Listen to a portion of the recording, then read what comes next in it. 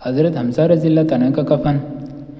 حضور اقدس صلی اللہ علیہ وسلم کے چچا حضرت حمزہ رضی اللہ تعالیٰ غزوہ احد میں شہید ہو گئے اور بے درد کافروں نے آپ رضی اللہ تعالیٰ کے کان، ناک وغیرہ اعضاء کاٹ دیے اور سینہ چیر کر دل نکالا اور طرح طرح کے ظلم کیے۔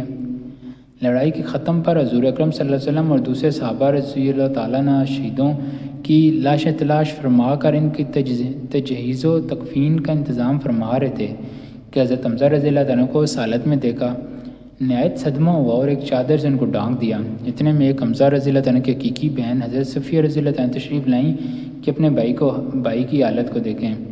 حضور صلی اللہ علیہ وسلم نے اس خیال سے کہ آخر عورت ہیں، ایسے ظالموں کے دیکھنے کا تحمل مشکل ہوگا، ان کے صاحبزادہ حضرت زبیر رضی اللہ تعالیٰ سے ارشاد فرمایا کہ اپنی والدہ کو دیکھنے سے منع کرو۔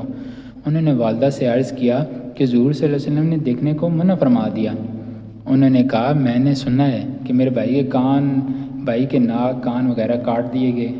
اللہ کے راستے میں یہ کون سی بڑی بات ہے، ہم اس پر راضی ہیں، میں اللہ سے ثواب کی امید رکھتی ہوں اور انشاءاللہ صبر کروں گی۔ حضرت زبیر رضی اللہ تعالیٰ نے حضور صلی اللہ علیہ وسلم سے جا کر اس کلام کا ذکر کیا تو حضور صلی اللہ علیہ وآلہ وسلم نے اس جواب کو سن کر دیکھنے کی اجازت عطا فرمائی۔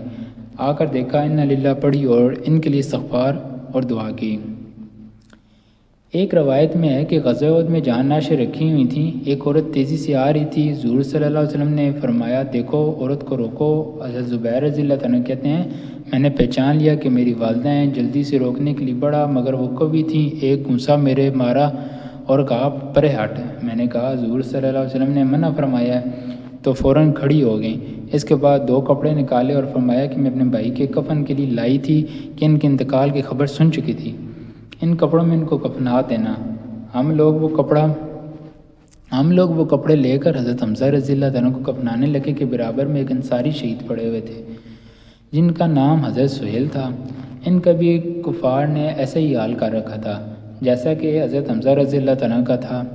ہمیں اس بات سے شرم آئی کہ حضرت حمزہ رضی اللہ تعالیٰ کو 2 کپڑوں میں کفن دیا جائے اور انصاری کے پاس ایک بھی نہ ہو، اس لیے ہم نے دونوں کے لیے ایک ایک کپڑا تجویز کر دیا، مگر ایک کپڑا ان میں بڑا تھا اور دوسرا چھوٹا، تو ہم نے کرہ ڈالا۔ کرہ میں جو کپڑا جن کے حصے میں آئے گا وہ ان کے کفن میں لگایا جائے گا۔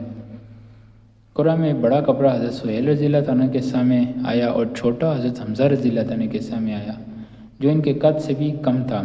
اگر سر کو ڈھانکا جاتا تو پاؤں کھل جاتے اور پاؤں کی طرف کیا جاتا تو سر کھل جاتا۔ حضور اکرم صلی اللہ علیہ وسلم نے ارشاد فرمایا کہ سر کو کپڑے سے ڈھانک دو اور پاؤں پر پتے ڈال دو۔ ابن سعد رحمۃ اللہ علیہ کی روایت میں ہے کہ حضرت صفیہ رضی اللہ تعالیٰ جب 2 کپڑے لے کر حضرت حمزہ رضی اللہ تعالیٰ کی نعش پر پہنچیں تو ان کے قریب ایک انصاری سی حال میں پڑے ہوئے تھے، تو ایک کپڑے میں دونوں کو کفنا دیا گیا۔ حضرت حمزہ رضی اللہ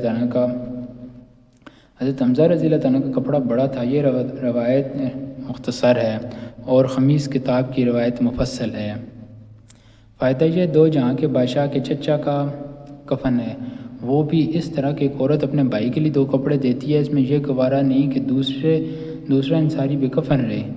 ایک کپڑا بانٹ دیا جاتا ہے اور پھر چھوٹا کپڑا اس شخص کے حوالے میں آتا ہے جو کئی وجہ سے ترجیح کا استحقاق بھی رکھتا ہے۔